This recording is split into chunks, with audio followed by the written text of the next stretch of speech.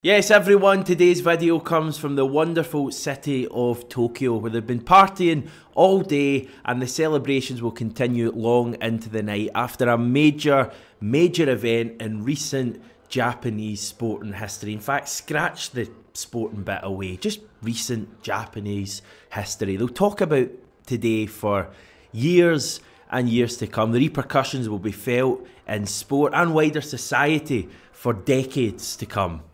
Celtic have signed another player from Japan.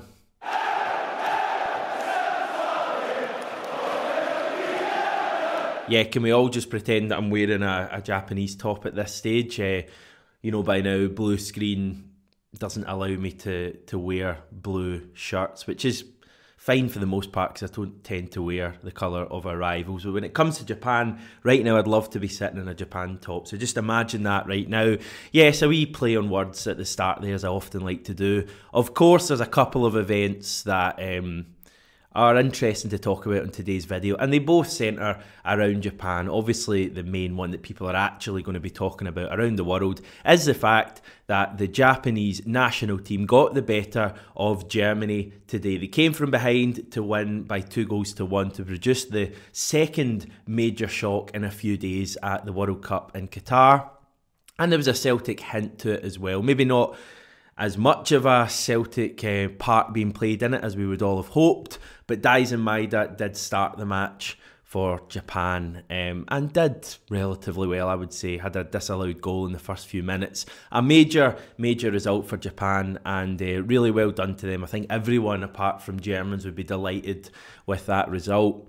There was also a bit of interesting Celtic news today. I said yesterday that we were hoping for a bit of news to get our teeth into, given that it's a little bit quieter at the moment. And Celtic were clearly watching yesterday's video, because today, just after midday, they announced the signing of Vissel Kobe centre-back Yuki Kobayashi on a 5-year deal. So today we're going to chat about that deal and what other stuff we can expect to see from Celtic next month.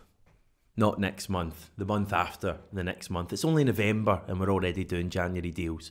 Before we get into the main topic on today's video, something John mentioned on Sunday's post-Everton reaction, that the annual sleep out took place at Celtic Park at the weekend. It involved a group sleeping outside from 10 PM to 6 AM at Celtic Park to raise funds for the Celtic Foundation's Christmas appeal. Over £40,000 was raised, and you can still donate online. I've linked the Just Giving page in the video description, so you can give that a go. I just wanted to mention that because I think it's worth mentioning, and I wanted to say well done to everyone involved in that. Right, Celtic's January has already begun. As I say, the deal for Yuki Kobayashi was confirmed earlier by the club, subject to international clearance.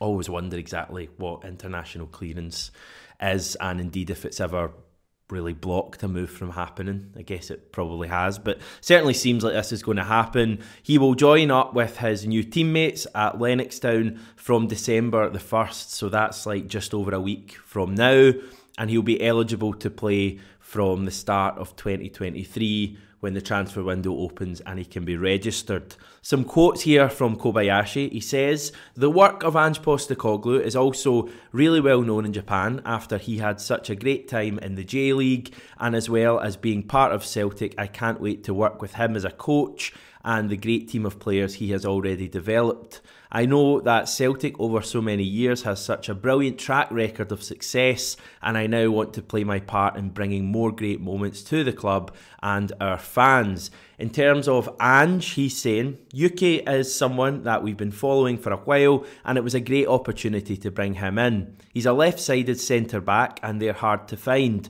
He's still young, but he's already had 3 or 4 years of senior experience, and he's really keen to come across and test himself in Europe. I think we saw last year that bringing in guys nice and early gives us the opportunity to bed them in that 6-month period of the second half of the season, and we're really looking forward to having him as part of the group." So, a few interesting things to touch on here. Ange says he's a left-sided centre-back, And he made a point of saying that, and I always think it's interesting when Ange kind of mentions things because they almost always have a meaning behind them.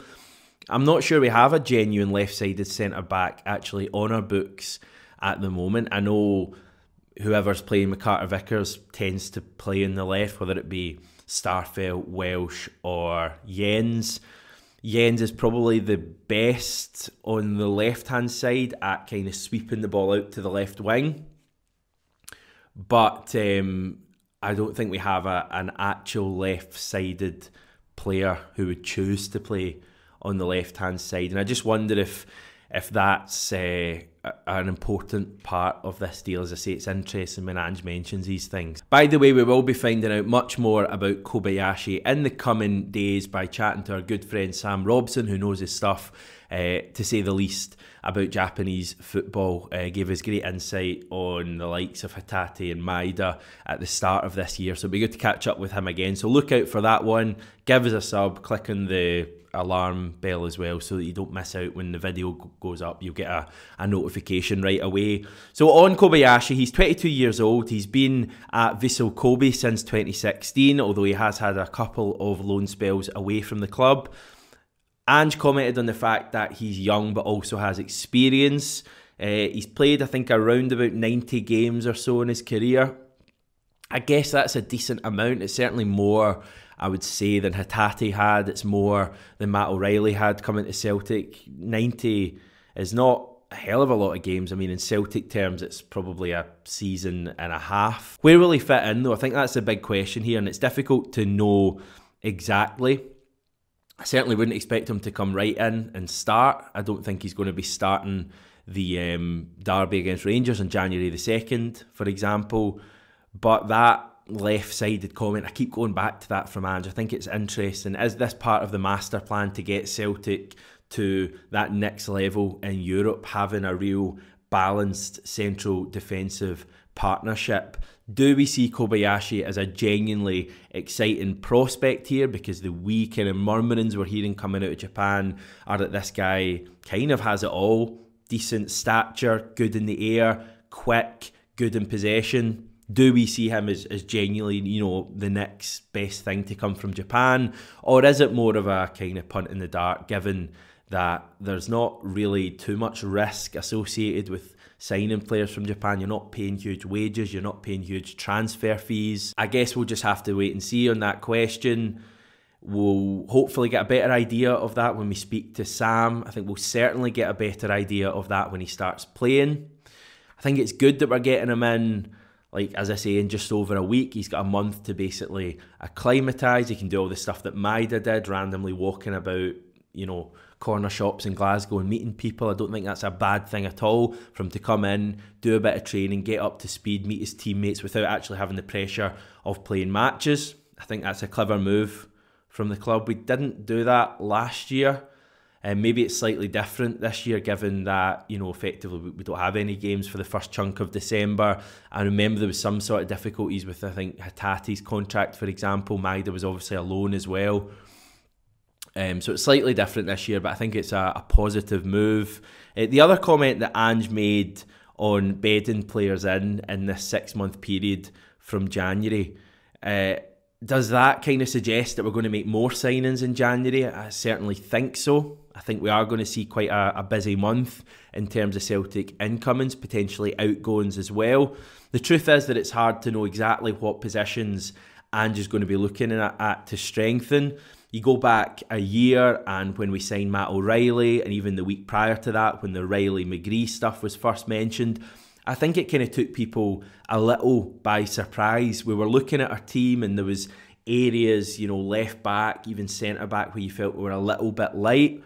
Attacking midfield didn't look like a position where we needed another player. We had Turnbull, who was doing well, albeit that he was injured. We had Rogic and we had Hatate just coming in. And yet Ange signed, you know, Matt O'Reilly eventually. And that kind of surprised everyone. So I don't think it's easy to go into January and look at the team and kind of work out where Ange is going to strengthen. My own thoughts would be that a third striker is something that would be good for us, a different option up front. I don't think Kyogo and Giakoumakis have done badly this season at all. They've scored a lot of goals, but a younger potential loan signing with an option to buy. I mean, maybe an 18-month loan, similar to like an Odsonne Edouard type thing, would be a good idea to bring in. There was reports last summer that Ange wanted another striker. It obviously didn't happen in the summer for whatever reason. So I think that's one to look out for. Right back is a position that's been spoken about as well, mainly because there's these whispers about Josip Juranovic potentially being moved on next month should he have a pretty strong World Cup. I think the feeling is that it might be the right time to sell if he does well for a pretty decent Croatia side. Played earlier today, by the way, against Morocco. I thought he was okay. Didn't think he was great. Didn't think he was poor either. Thought it was an okay performance from him in a generally poor game. So right back could be an issue if Juranovic is moved on. Is that something we would look at as well? But you never know with Ange. I mean, I would say, central midfield, we're pretty well stocked. Will he look for another winger? Again, looking at the wings, you would think we're pretty well stocked. But I think Ange wants to build, a supremely talented squad where there's competition in every area. And he's also going to be completely ruthless. I think if he's seen players who, maybe have done well, but aren't quite at it to get us to that next level, he certainly will look to upgrade on them. I think that's an exciting part about this January and going forward in subsequent transfer windows. So I think it's going to be a busy month. What are we? 23rd of November, we've already completed our first January signing. It's not bad. We'll wait and see how Kobayashi is. I think there's a lot of unknown, mainly because we haven't seen him play. Right, that's my thoughts on today, on a momentous day for Japan, and hopefully a really good day for Celtic as well in years to come when we're looking back at the day that we signed Yuki Kobayashi. As always, let us know what you think of the deal, what you think of Celtic's potential transfer business in January. Is there a position that I've maybe kind of overlooked that we could do with a bit of strengthening? Dare I say it, a goalkeeper? I know that's something some of you have been kind of thinking about. Do we need to upgrade perhaps on Joe Hart? Is that going to happen this January, or will it happen, further into the future? We're also still looking for questions for the Q&A that I'm going to record, I think, tomorrow, and you're going to get next week. Topics of other things you want me to cover, go for it all. Don't forget to subscribe. Keep enjoying the World Cup. Keep watching the channel, and I'll be back tomorrow.